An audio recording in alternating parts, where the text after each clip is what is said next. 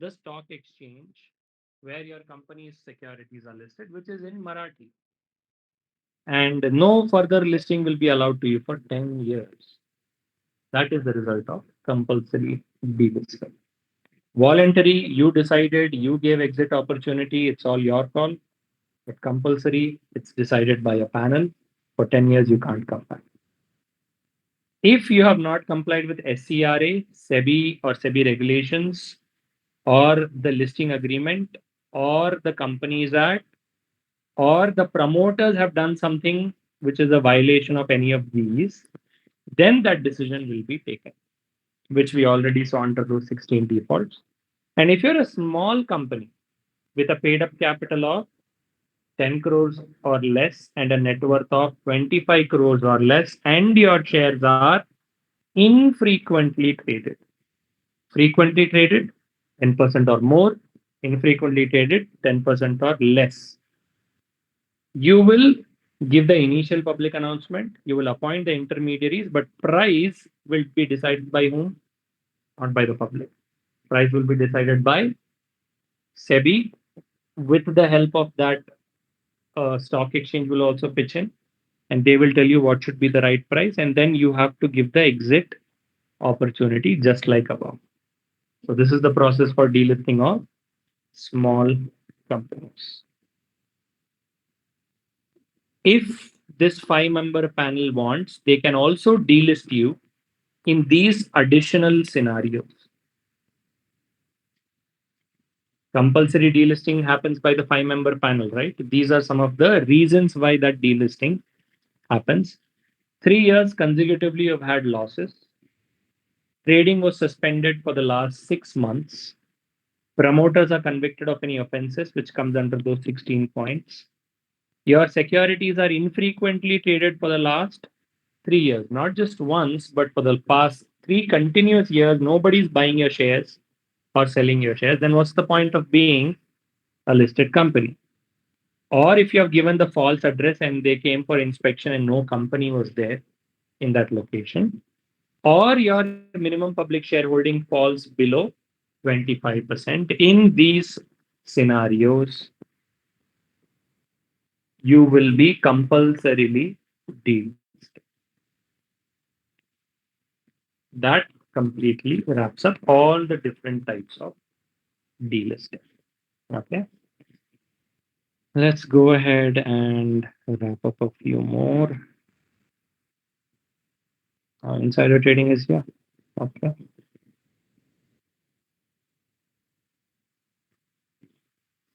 Insider trading, I think this will be one of the last chapters for today.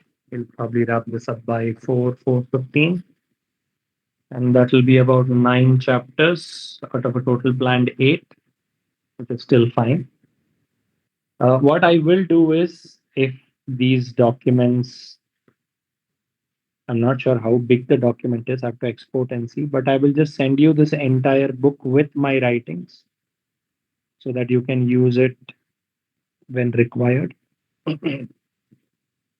Insider trading is going to have multiple definitions like takeover code. Any offense based chapter typically doesn't have so many definitions, but this chapter is an exception. First, who's an insider? Any person who's an employee of a company can be considered insider, right? And if he does trading, what is trading? Remember in the previous chapter, we saw dealing definition. That dealing definition, buy, sell, subscribe, deal, agree to deal, etc. If you do trading and you're insider or connected person, so if you're either of these two people, while having access to UPSI, what is deemed UPSI? Unpublished price sensitive information. Any financial results related data you have access to, any dividend related data you have access to, if you have any access to any future changes in capital structure, if you know anything that the company is going to do in the future with respect to mergers, acquisition, amalgamation, and takeovers, or if you know there is any proposed change in KM, these things are deemed to be UPSI. Any person who has access to this, if they trade in the securities of the same company that they have information about, such a trading will be called as insider trading. The connected person will be the employee of the company, the director of the company, or any person who has any professional relationship with the company in the last 6 months. Such people are deemed to be connected person. Insider is a person who has access to information. Connected person is a person who is either employee, director, or auditor, legal advisor, people who have professional relationship. Deemed to be connected person is second biggest definition after PAC. It includes relatives, which we have already seen before. It includes holding subsidiary and associate company this time. It includes both primary and secondary market intermediaries of your company. It includes investment companies. It includes mutual fund and CIS. It includes any bank that has given you loans. And it includes any business that holds 10% in your company or any relative of the insider whose business, in whose business this relative holds 10% or more. Such entities and such individuals both are deemed to be connected person. So either you are a human being or you are an entity, you will still be deemed to be connected. And if you're deemed to be connected, what does it mean? There is a compliance requirement. You have to disclose the information that you have. That is the main focus of this particular chapter. This insider should not provide access to UPSI, allow access to UPSI, or communicate the UPSI to any other person. The board of directors may, for this regard, execute a non disclosure agreement or a non compete agreement also if required, because information is critical and nobody should make unauthorized profits from this information. If they do, SEBI's objective of protecting investors' interest will never be achieved because a common investor doesn't have this information. Who has this information? Insider, connected person, or deemed to be connected person. Therefore, it is not going to be good for the regular investor. Therefore, it is the company's duty to maintain a database of all the people that have UPSI access. Who will typically have UPSI access? High level board of directors, senior management, and they can also ask them to execute agreements. And if required, they will create the concept of trading window and close it. Trading window is a window created typically to not allow any trading or dealing in the securities of your own company. I used to access this when I was in Mindtree before. So if company is about to disclose financial results, every quarter company does it. Before the financial results itself, I will close the trading window. So no employee of the company, whether they have access or not, I don't care. They should not trade in my company shares. If you want to make money, go buy Wipro shares. If you want to make money, go buy Infosys shares. Don't cheat your own company and make profits by this unpublished information, which is bad for SEBI's objective. So, trading window is a mechanism created under these regulations where, if it is closed, no insider of the company will be allowed to trade in the securities of the company.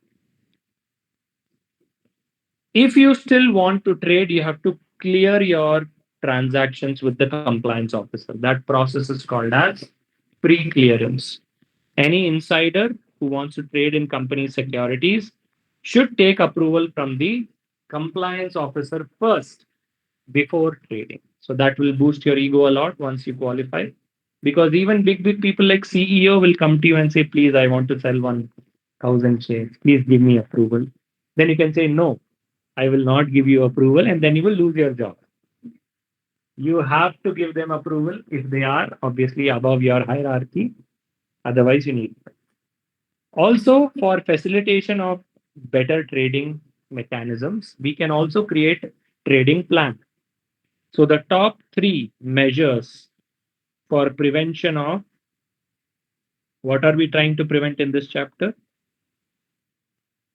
We are trying to prevent insider trading. The top three mechanisms for prevention of insider trading is trading window, opening and closing accordingly based on UPSI, trading plan, pre-clearance, and fourth one also you can include Chinese wall. Everybody goes to China and starts climbing the Great Wall of China, not that Chinese wall, but something similar. You create a wall around the company so that none of this information escapes outside. So you only give access to financial results to which team? Should the marketing team really get access to your financial results? Not required. Should the sales team really get access? No. Only let the finance team get access to this data. Only provide data to people on a need to know basis. Are you working on the financial results? Then you need to know. Otherwise, who are you? Watchman doesn't need to know financial results. What if he leaks it to somebody else outside? So build a Chinese wall around your organization to prevent this UPSI from going outside. These are the top four measures for prevention of insider trading. The second measure, which is the trading plan, has to be pre-approved by the compliance officer before any future transaction. So this you take in advance. When do you close the trading window?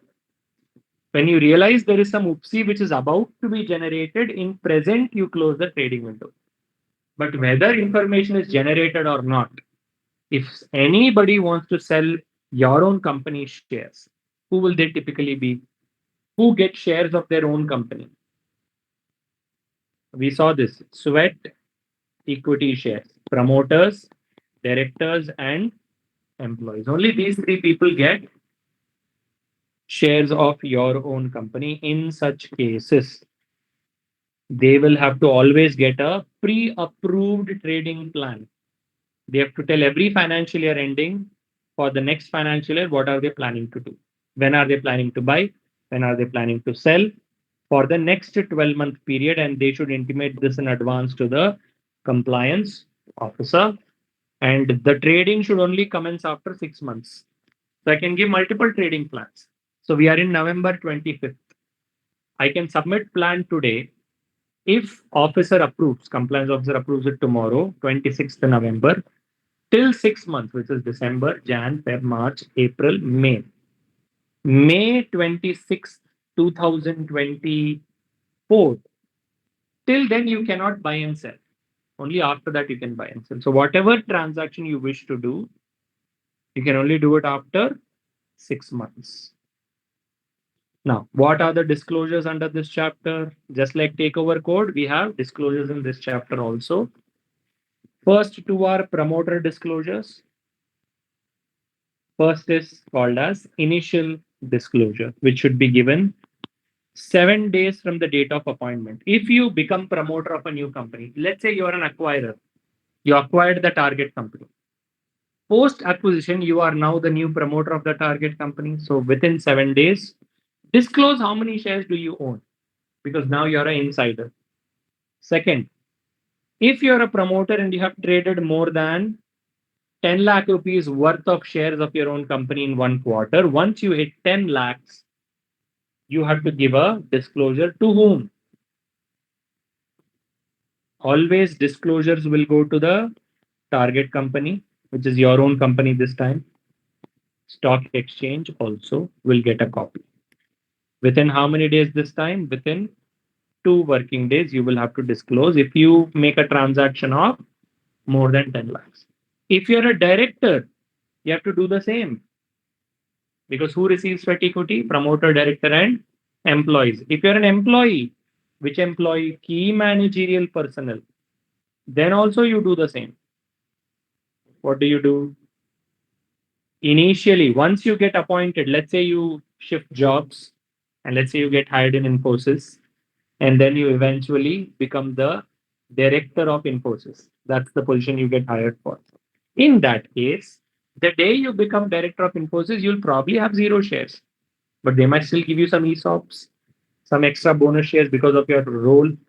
So the day you become whatever shares you already hold, maybe before joining Infosys, you already could have done some investments in Infosys separately as a means of savings. That also you should disclose. That is your initial disclosure. And if you cross 10 lakhs, everybody should disclose. Whether you are a promoter, whether you are a director, whether you are a KMP, whether you are a designated person like compliance officers and important officers are designated, or you are a connected person. Designated and connected person should only disclose two. What is two? The 10 lakh per quarter rule is the second disclosure. So who and all is disclosing? Promoter, director, KMP, designated person, connected person. All of them are disclosing 10 lakhs per quarter. If they reach, they should disclose. Irrespective of percentage. Percentage you disclose in takeover code. Amount you disclose in insider trading code. And if you are the company, you will receive all these disclosures from these people, right? The target company itself should disclose all of these within 2 days to the stock exchange. They should forward all of this to the stock exchange. Employee might only disclose one to the company. Company will have lots of employees. You would have multiple disclosures to make. What if you don't do trading, but you find somebody who's doing insider trading? Let's say in your team somebody is leaking some information. You can become a informant. The original information that you have and any other voluntary information that you want to give, you can sign the disclosure form on SEBI's website and you can submit it to SEBI under Schedule D. They will not reveal your identity. And if the person that you are complaining against, imagine if they are caught, what will you get? You get rewards and incentives. Because if you are caught doing insider trading, what is the penalty? Three times the profits made or 25 crore, whichever is higher. One portion of that will be given to you, which makes you very rich. So don't snitch on people. But if it is a genuine concern, you can raise it with your company. Probably they will not listen. So it is better that you have an option like this to make sure you inform SEBI. Every company will have its own code of conduct for insider trading, which will be based on the code of fair disclosure, which is the model code developed by SEBI. They have given a model code under this particular regulation. You can copy paste that itself if you are very lazy. If you want to make some changes, you can modify it. Always make sure you keep records of all these transactions at least for 3 years. In Companies Act, they say it is 8 years. Here it is 3. And make sure that you monitor all the trading in the company's securities fully if you are the compliance. This job used to take 5 to 6 hours daily for me because my company had 12,000 employees just in one branch. And there are another 12,000 all across the world. All of them have 24,000 demat accounts. They have 8 relatives also, if you assume. That is about 3 lakh demat account details that I need to monitor. I have to run an Excel. I have to run formulas on the Excel. I have to match the data that is given to me by my registrar and share transfer agent, who will give me the daily trading data on my own company shares. Then, if the Excel matches, then I have to call any number of these people and ask why the hell you sold or bought my company's shares. If you're an insider, then there is non-compliance issues. I have to inform them about this law, and most of them are engineers who have no idea about any of this. Like what law? It is my share. My share, I will sell. Who are you? That is how typically these people think. They don't understand that there is a law regarding all of this. So, to solve that issue, we used to conduct seminars and training sessions every week. Every Friday evening used to be the compliance officers session for all these dumb engineers who don't understand any law. So, we'll call them and say, there is a law like this. This is who's the insider. And just like I've taught you, I will teach them, but they were significantly dumber than all of you people because their only logical question was company gave me shares means all of this is okay. I bought my own shares with my own hard earned money. Why should I tell you who joined the company 2 months ago? I am in this company from 20 years. Who made you compliance officer? You are just 20 or whatever the age may be. So people refuse to believe, and many times you have to create your own code of disclosure only for this. So we created a penalty scheme. If SEBI catches you, penalty is immense. So before SEBI catches you, it is my duty as the compliance officer to catch you. I will catch everybody. I caught the CEO also once. Now the CEO calls you for a nice meeting in a nice hotel. No amount of brainwashing is going to work.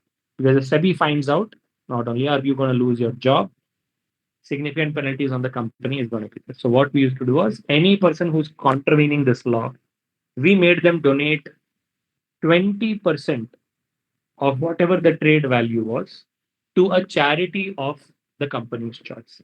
That way, I am helping out charities. I'm helping out disprivileged children. And employees also learn a lesson. 20% of any profit if they make. That's all. If they didn't make any profit, we tend to forgive them for the first time. And second time, we give them a warning. Third time, they will have to report to their head of the department. They'll have a one on one. Fourth time, probably SEBI would have only caught us.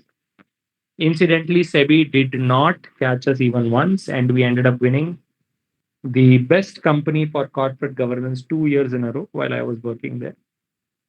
ICICI only gives that award annually. So Infosys didn't win it, Wipro didn't win it, all the top companies didn't win it. We did it for 2 continuous years. And I think we are the only company in the last 10, 15 years who did it twice in a row. So all of this extra effort that you take will be recognized by some random 20 rupees cup that they will give you. So don't worry about all of that. There is a long way to go till there, but that is your ninth chapter. And yeah, I think that should be enough for today. I don't want to overcook any of you guys. Process all of this information, and this is just to show you that it is quite possible to revise with the right amount of data, with the right tools. You could finish a subject in 1 or 2 days if possible. Once again, strong suggestion is to take up any marathon session who will also probably help you out and solve question papers. Don't sit and study each of these chapters one by one. There's not enough time. If you're doing one module, keep 1 week per subject. If you're doing two modules, 3 days per subject. In these 3 days, you have to study at least 12 to 13 hours of efficient work should be there. If you're doing only one, 8 to 9 hours is also sufficient. If there are any doubts or queries, I'm putting in my number once again, just in case if you're not part of the group or anything. You can drop me a message and I can help you out. And that's it for today,